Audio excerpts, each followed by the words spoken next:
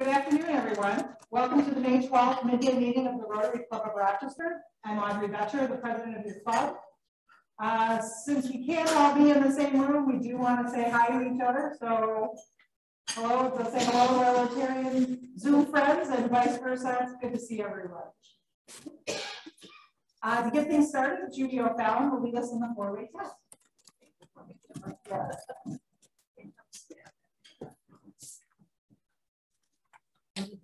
They say or do. First, is it the truth? Second, is it fair to all concerned? Third, will it build goodwill and better friendships? And fourth, will it be beneficial to all concerned? Actually, we're going to do and I'm going to use it so that people can see the room. Yeah. And so,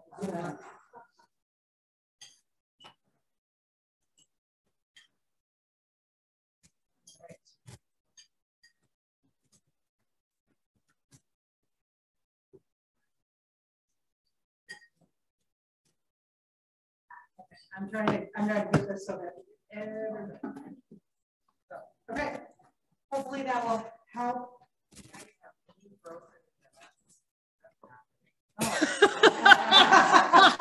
I can't help that. Okay. Sorry, I thought I had it. Hold on. There, you're back on. Back on? Okay. Try to make it easier for everybody, for all our Zoom people to see the room. Okay. All right. Thank you, Judy. Appreciate it. Janine will provide a reflection today.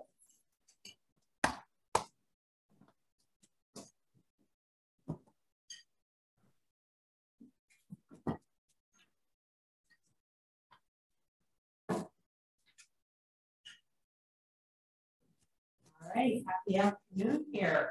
I'm trying to manage a few things, which is not certainly my skill set today.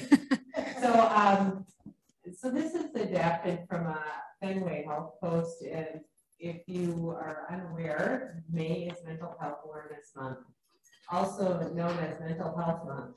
It's been observed each May in the United States since 1949. You may not have known that. It has never been more important than now to recognize that mental health is an essential component to one's overall health and well-being, and that mental illnesses are common and treatable. While it may be that some of us are more vulnerable than others, everyone faces challenges in life that can impact their mental health. After all, just a few years ago, none of us had any idea that all our worlds would be upended by a virus, and that worry, isolation, loneliness, depression, and anxiety would become collective experiences shared by literally everyone. By virtue of our birthright as human beings, none of us are immune. Today, we are together in a room, in a Zoom room, in this room, and in the communities. Ask yourself when you feel joy and happiness. Who do you share time with that brings you joy or inner peace? Find a way to expand those experiences and update your schedule so you have time to ensure your mental health is a priority. Thank you.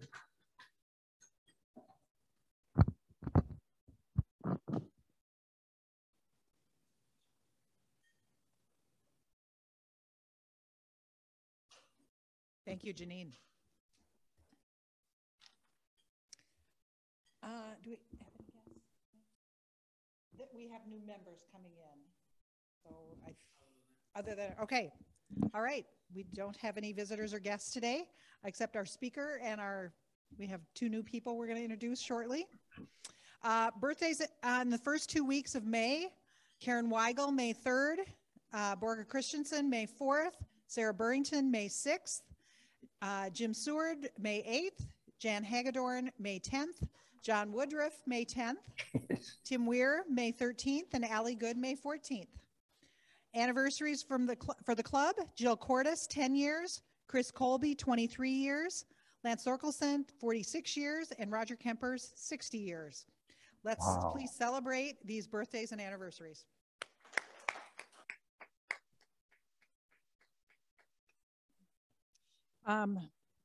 We heard just this morning that the person who was going to give us a member spotlight is in the emergency room, Chuck Steninger. So hopefully we'll get a good update from him and see him at a future meeting.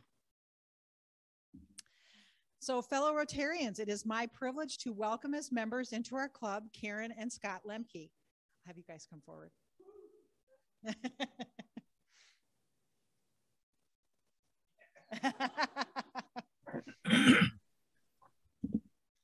All right.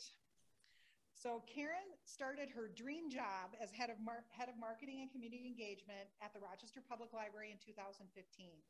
In February 2022, she began her new dream job by taking on the role of library director following my retirement. So Karen has a BA in journalism, mass communications from the University of Northern Colorado, as well as a master's in library science from Clare University. Outside of work, Karen enjoys spending time with family, reading, and taking trips back to Colorado. And Scott is a returning Rotarian. Scott is the owner and president of Lemke Pest Control, a business he started in 2016 after spending more than 15 years in the pest control industry. After 3 years as a solo entrepreneur, Scott's business now includes 3 additional employees. When he's not rescuing people from mice, ants, and other pests, Scott enjoys collecting unique wasp, hornet, and yellow jacket nests.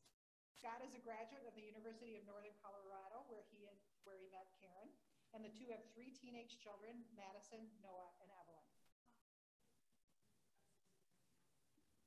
I need to what? This is so you guys couldn't hear anything I said. I apologize. Okay, okay, we won't do that again, but you are being welcomed into Rotary because you are outstanding persons in the community and in your chosen walk of life. Thus, we welcome you into the membership in the Rotary Club of Rochester and in the Fellowship of Rotary International throughout the world. The responsibilities of membership have already been explained to you, and your fellow Rotarians expect you to honor the principles for which Rotary stands. The motto of Rotary is service above self, and we commit it to the personal care of each Rotarian so that it may be respected and allowed to grow among those with whom we come into contact. As a token of your commitment to this ideal, let me present you with a Rotary lapel pin, which we ask you to wear. And we extend to you a warm welcome, and with it, the friendship of us all.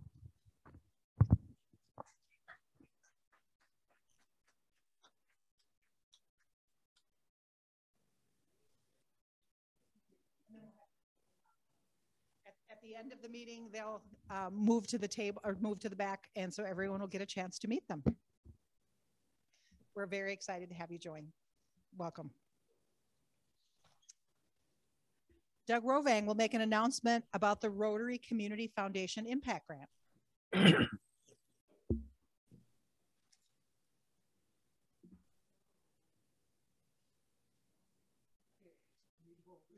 need app or clip it on, either one. Got to use both. Oh, okay. And I apologize for all. Okay, that's okay. Thanks, Audrey. Okay, I'm up here today to bring to your attention the fact that the foundation, our club's foundation, okay. Oh, yeah. Okay, there we go. Not sure this is going to work, but that's okay. We don't say much about our foundation, but our foundation is pretty active in a lot of different projects, okay? And so what I thought I would do at first is I would basically tell you a little bit about the foundation. I'm our chair this year, and Audrey will be a chair of the foundation. And the foundation board is made up of Rotary Club members. And right now there are 10 different members, and so they all participate. Allie's a part of that, and she has helped Josh and I put together this grant proposal. I shouldn't say a proposal, but an opportunity for grant proposals to be submitted.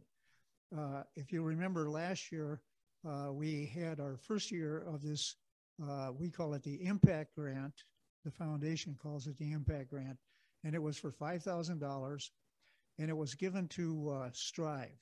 And Strive, you know, is actually a project that is really overseen by our Rotary Club members. And I've forgotten the name. What's her name? The ex-principal of the high school. Diane Ailstrup. Okay, she has been leading that for quite a few years and has done an excellent job. And with that particular impact grant last year, they deal with kind of marginal but actually enthusiastic students who are really serious about kind of improving themselves, okay, in the upper years of high school. And so they get together, they have a mentor assigned, and, you know, we ask Rotarians, and it can be non-Rotarians, to be mentors for that. So I just mentioned that as a prelude to my talking about this year's grant opportunities that we'd like to have proposed to the foundation. And they added actually 50 students, okay? That was a 50% increase this past year. We won't find out, you know, how the finances are going to work out until the end of the school year, because most of the bills come in, they have their recognition banquets and things like that. So, but anyway, that's a really good example of this particular impact grant. And that's why we're wanting to keep it going as long as we can kind of afford it. So I'll digress a little bit and say this is our own local foundation, local club foundation, okay? A lot of you, all of you are really familiar with the Rotary International Foundations, the Paul Harris Fellowships, you know, that we get every time that a person gives a $1,000 gift or an accumulation of $1,000, okay, to Rotary International to be used. It used to be for polio elimination, but it's moved on now with the kind of the reduction of the importance of polio elimination around the world, to where they're doing other things now, projects and in water and health and so on. So that's the Rotary International Foundation. And so a few weeks ago, we gave probably 3 or 4 different Rotarians here their new pins. And every time that you go from 1 to 2, why, they give you a little diamond. So if I didn't bring my pin today, but back when I was president of the club, I donated more money than I have of late. So I do have a pin then. And so there are lots of Rotarians in our club who have given really thousands of dollars. Okay, that's the Rotary International Foundation, okay?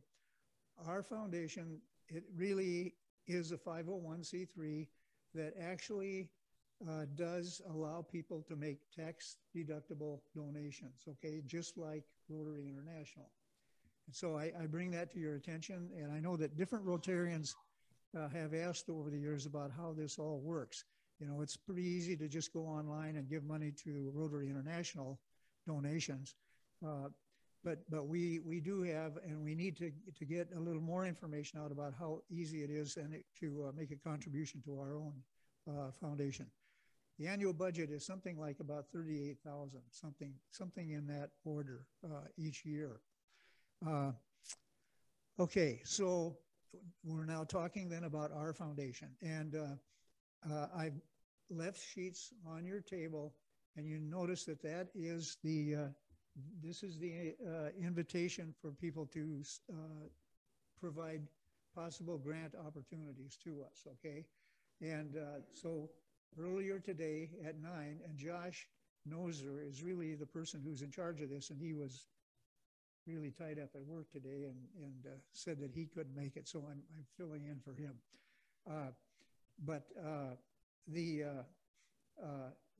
This is the one that you got then by email. If you've looked at your email, it comes directly to you as a Rotarians, and as soon as you become Rotarians, you'll be on the list, okay, is the way it works. and it comes individually to us with our name. This is Dear Doug and so on. It'll say Dear Al and whatever.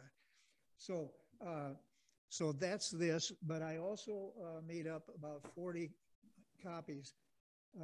This is done kind of through Rotary. What do they call it? The club? Yeah, that's the one, Club Runner. And so the notice of the grant offer or grant opportunity, when it comes through the Club Runner, it gets kind of twisted around. Okay, so that's why I suggest, and I brought these 40, and so what we're proposing to do here is this is excuse me. This is something that we've been working on this year, then, and we're trying to up the amount. The board has approved up to $10,000 this year for some kind of a project.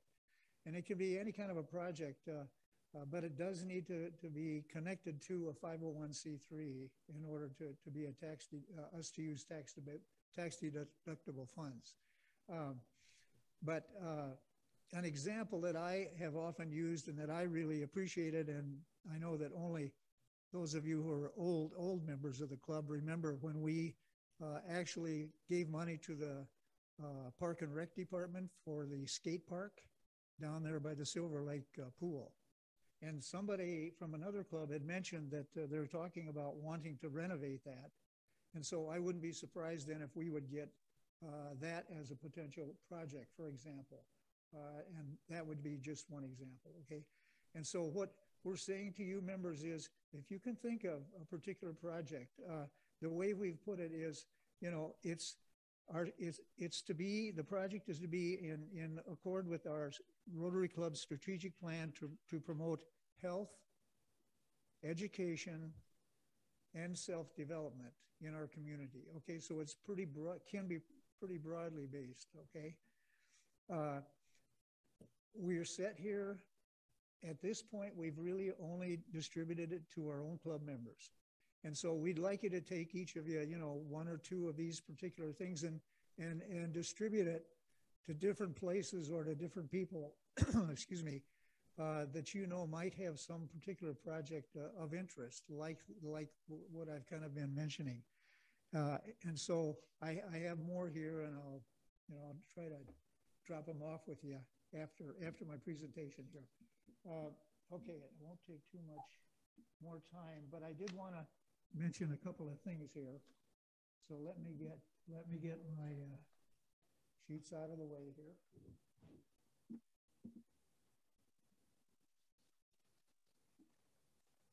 Okay, I have mentioned Josh Noser and Allie Good as having participated in this. I want to really publicly thank them. We do have big World Community Service projects too that are actually funded through Rotary International. And right now we have a multi-year project. I think you've heard it mentioned several times, which is Ashok Patel's stove project in Uganda. And it ends up that particular, it's a $50,000 project, and we combine the monies of our club and the other two Rotary clubs and even more Rotary clubs around the area to come up with so much money that Rotary International will match. And that's all handled through our foundation here. Another one that's coming up, it hasn't been approved yet, but it's a $90,000 project, and Lauren Anderson, who's a Rotarian, she has really pushed this through the years, through the last couple of years. It does take some time to get these things. The Uganda, or the Guatemala stove project, I think is in its about its 4th year. And so much is paid out to that particular project over the years. This new one is a $90,000 project, and it's proposed, and that is, as I mentioned earlier, it's the Uganda Telemed project. And again, that will be handled through our particular club. Okay.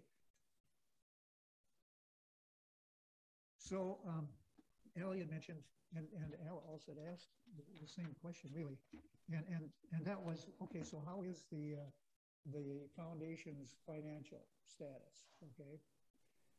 I'll mention three things. Okay, I said that our annual budget is about, it's your annual budget as well, I mean, but it's about $38,000 a year.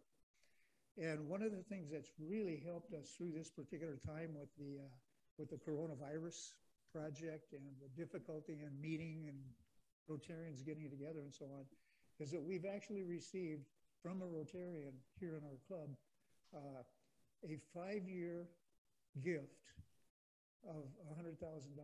Okay, and it's being given to us as $20,000 each year, and they do want to remain anonymous, but nonetheless, I mentioned it's a really wonderful thing because it has really helped us out, and their intention was then for part of that to be used for projects like we're talking about here, and then maybe half of it then also placed in investments, because that's one of the things that Rotary International believes in, you know, is making sure that the funding is available, okay, for these different projects going forward.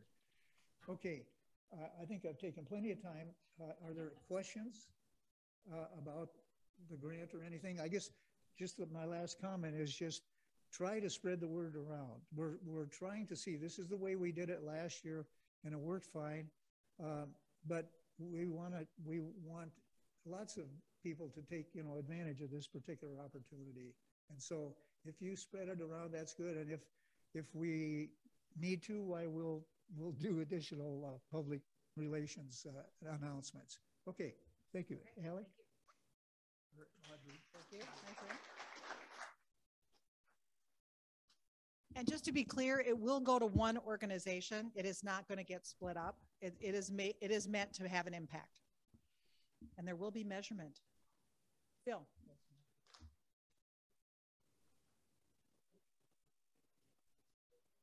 Correct. Correct. That is true. We will not be doing any international projects. It does need to be a local project. It stays local. It does stay local, right? So if somebody from, you know, the cities or California applies, they're not going to, they would not be considered. Yep.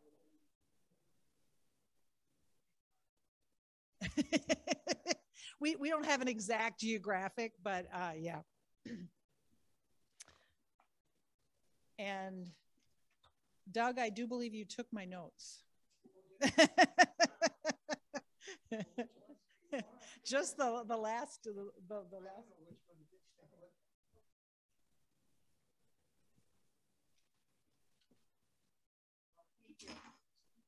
Thank you. All right, I do want to give a shout out and a thank you to everyone who participated in the tree planting.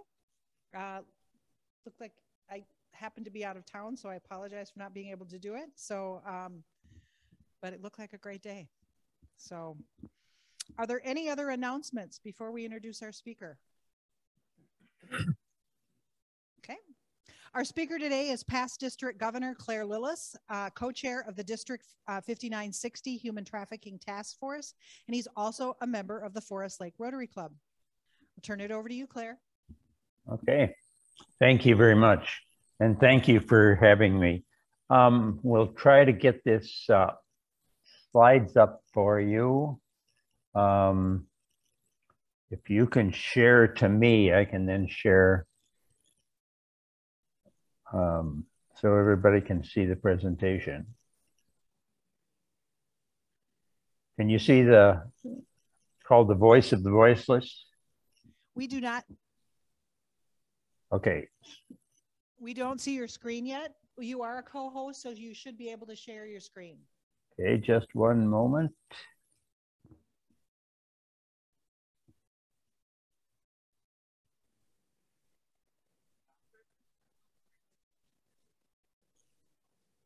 You have it now? We do now. Thank you. Okay. Well, thank you for having me come in and talk about this. Sometimes a very difficult subject to talk about, that of human trafficking. And just briefly, how I came to be involved with this is at the National or International Convention in Atlanta in 2017. One of the plenary sessions with 45,000 people there, we had a panel of 3 people to talk about human trafficking. It was former Senator Bob Corker from Tennessee, who had written a lot of the federal legislation around human trafficking, and Ashton Kutcher, the actor, who has been involved with his partner in producing a lot of software that is being used by police around the country in identifying the perpetrators, and also a woman by the name of Rebecca Becker, who heads a foundation. She's a former victim of human trafficking, and she founded a nonprofit organization to help women up in the Seattle area who have been trafficked. The slideshow that I'm going to give you has been produced by, as you can see, Stacy Schaefer. She's one of our members on our tri-district task force that deals with human trafficking. That includes all of Minnesota, part of the western third of Wisconsin, all of North Dakota, and part of Ontario. So we're covering a pretty big area. And so this is what we're trying to do. So we're looking at what the definition of human trafficking is, how Rotary is working to end human trafficking, and the ways that your club can be involved in it. So what we're talking about with human trafficking is the exploitation or sale of a person into commercial sexual servitude or forced labor. So human trafficking, there are over 40 million estimated slaves living in the world today, either in sex trafficking or labor trafficking. And you can see the definition here. With sex trafficking, and that's mostly what we're going to be talking about, the victims can be children, teenagers, adults who are lured into sexual service through false promises and then into prostitution. So there's an act, there's a means, and there's a purpose, which leads to the human trafficking.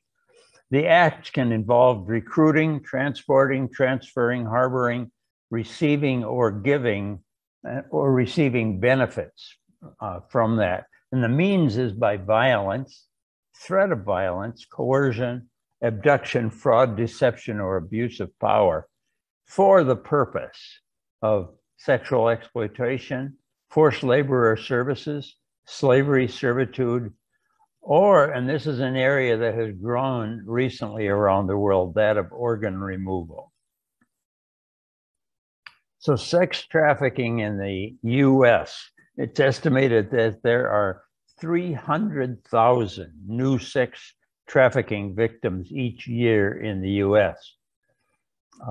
And it's growing greatly. So labor trafficking in the US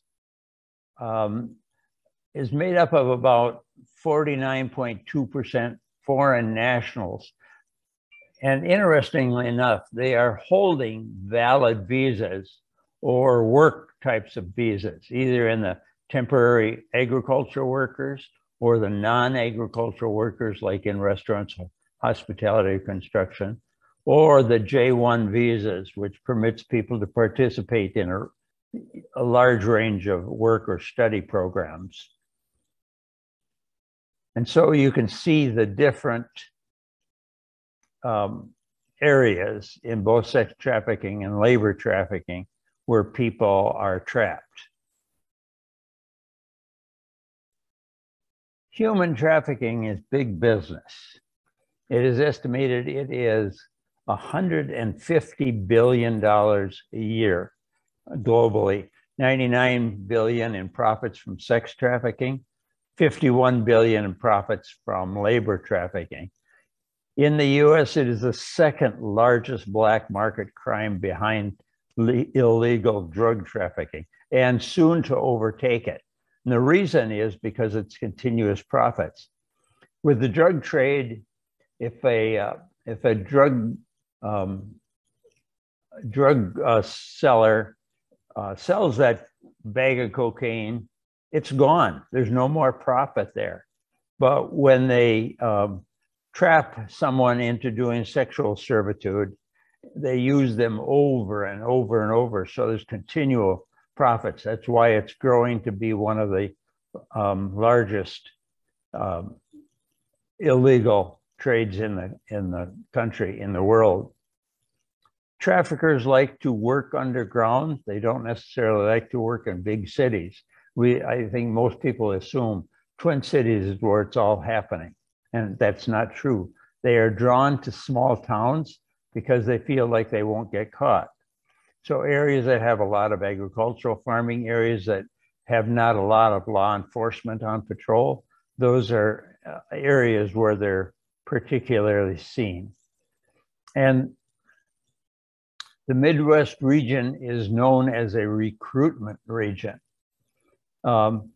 We often talk in the business of human trafficking about the Minnesota pipeline.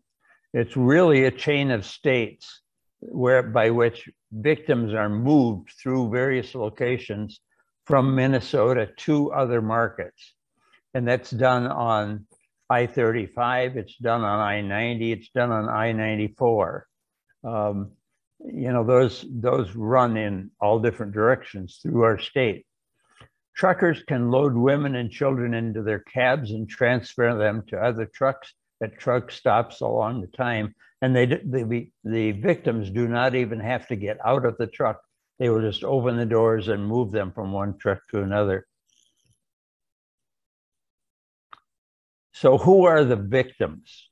And this is crucial. And we use one word to describe all of the different victims. They are people who are vulnerable because maybe they've had sexual abuse in their childhood, they've been runaway or homeless youth, they have huge family dysfunction. It may be that their immigration status is taken advantage of. Youth, or not just youth, but even adults with cognitive disabilities, lack of education, isolation, chemical dependency, lack of social support, variety. But again, think about who they are. They are people who are vulnerable to being taken advantage of.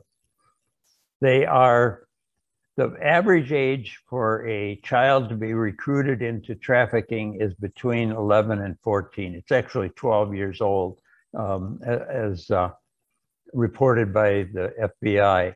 And of those people who are recruited into it, their average age span is only 7 years once they've entered sex trafficking and have not been able to get out.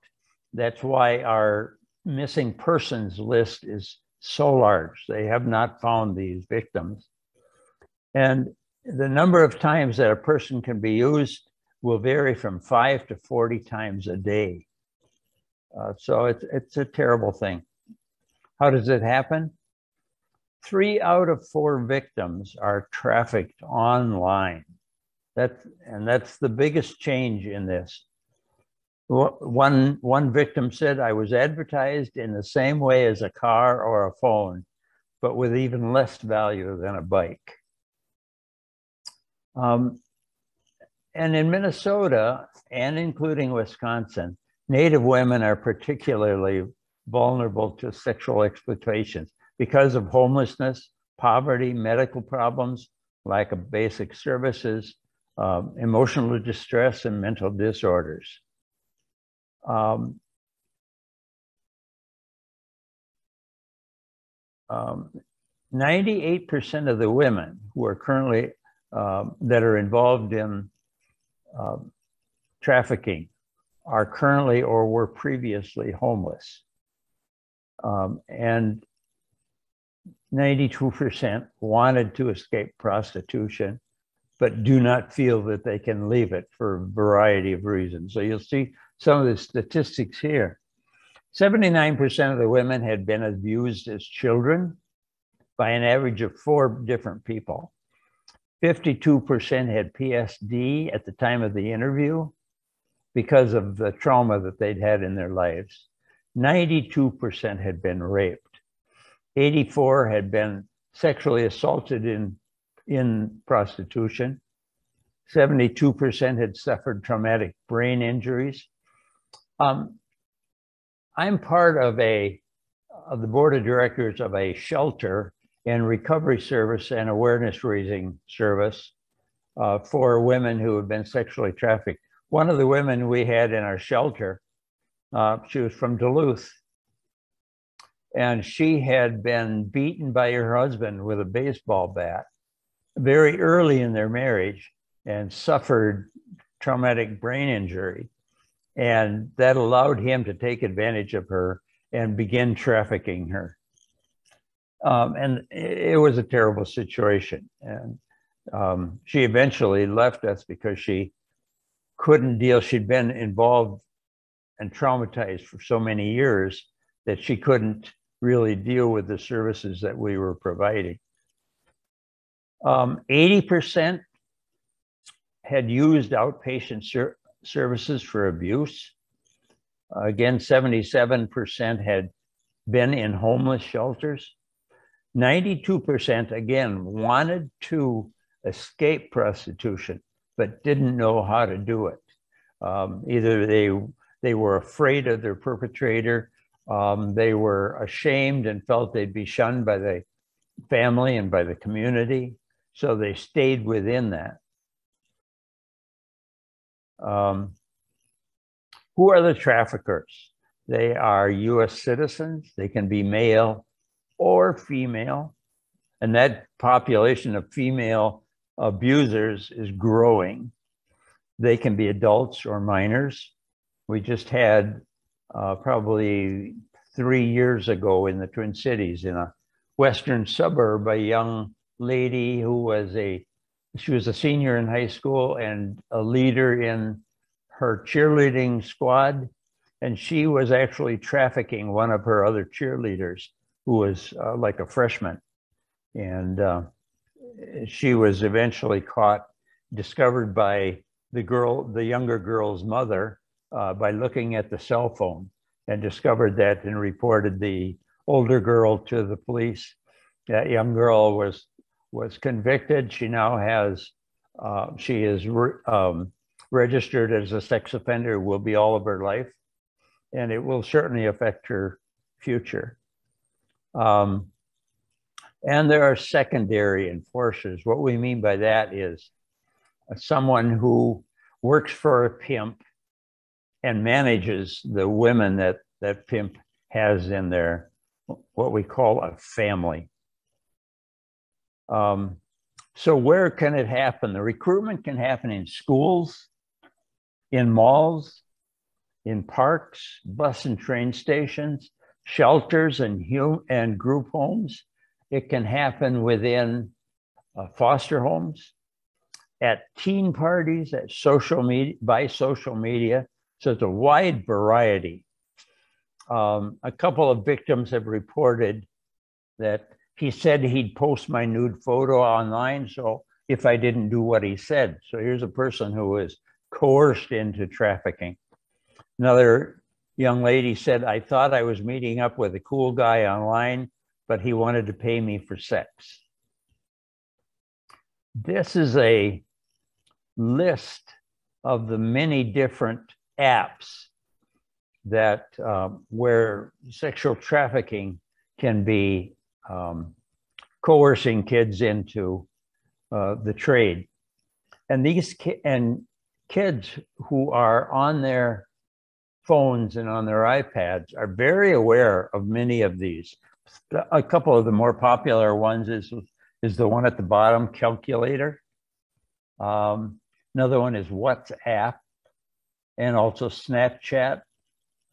And interesting enough, I mean, you know, the kids are very adept with their devices. The average age for a child to have their first image of pornography is 7 years old. And we know by brain studies today, once that image is in front of them, it burns a traumatic incident into their brain, which never goes away. And so that's where it begins.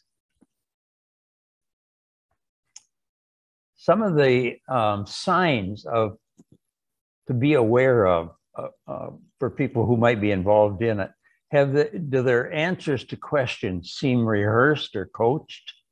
Are there signs of physical abuse, malnourishment, lack of health care? Do they lack control over their schedule? They got to be at a certain place at a certain time. Or have they lost their ID? In fact, they've probably been taken from them, or travel documents. Do they have signs of bruises? Do they have withdrawn behavior, show depression or fear, anxiety? They don't look at you. They just lack eye contact. Inability to attend school on a regular basis, or they frequently run away from home.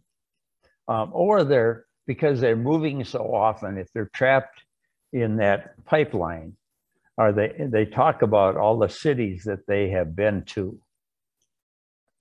Some of the terms that you'll often hear, particularly words like trick or branding, and I'll show you a picture of branding here in a minute. If they're on the circuit, meaning the pipeline, they're moving from place to place. They've been seasoned, meaning that they've been in the trade for a long time and they've been trained how to work. A stable is often referred to as a group of victims who are that a perpetrator has control of, also known as a family. The game is also a trick, refers to sexual trafficking. Facilitators could be the perpetrator, the pimp. Bottom usually refers to a woman who is in control of a family of victims. The pimp is in charge of the bottom, and the bottom recruits and also controls their activity. Of course, we all know what a John is. We are trying to get away from using that term, because I'm sure within your club there are men who have the name John. We don't like to use that. We call them perpetrators or buyers. Madam, of course, is the same as a bottom, somebody who controls a group of victims. A daddy is the pimp. So you can see some different terms that are used in the business. This shows you some brandings. What this does is it says to any pimp or perpetrator, this person belongs to me. And so they create different ways of branding them. So the demand is there partially because we live in a culture in this country where we have a lot of sexual exploitation. The attitudes towards sex is that sex is all right. There's also internet pornography, and that's huge today. They estimate there are over 480,000 sites that offer illegal pornography. And as we talked about, the average age, the first exposure is 7, they say here 8 to 11. 39% of boys, this is huge, have seen bondage online. 18% of boys have seen rape porn online. And pornography often has violence associated with it. And once that, again, is imprinted on the person's brain, it becomes addictive. And that's why it's so strong. I see that I'm running out of time here, so I just want to slip ahead to a couple of things. Some things that you can do: raise awareness, educate the children and youth we need to reduce the vulnerabilities and also work with the men and boys to stop the demand. I will pass this program on to Audrey, and she can disseminate it as people want to see the full presentation that I have here. So again, I appreciate your allowing me to take the time to talk a little bit about it.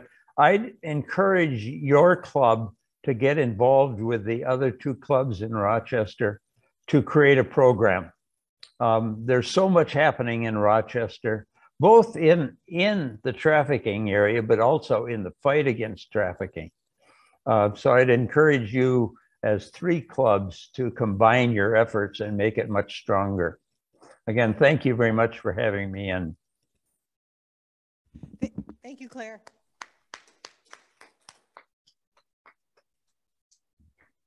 As a thank you for your presentation, a gift will be given to Community Health Service. Thank you. As we close out today, I want to give thanks to all who assisted. Paul Teescotter, our greeter, Judy O'Fallon for leading us in the 4-way test, Janine Gagnes, who provided the reflection, Colin, who was here, who would have given us visitors, but we didn't have any, and John Woodruff, our Sergeant at Arms, and for helping at the visitors table. And a big thank you to our speaker, Clare Lillis. Thank you all. Serve to change lives. We are adjourned. And I hit it, but I can't find the... I don't know where the gavel is.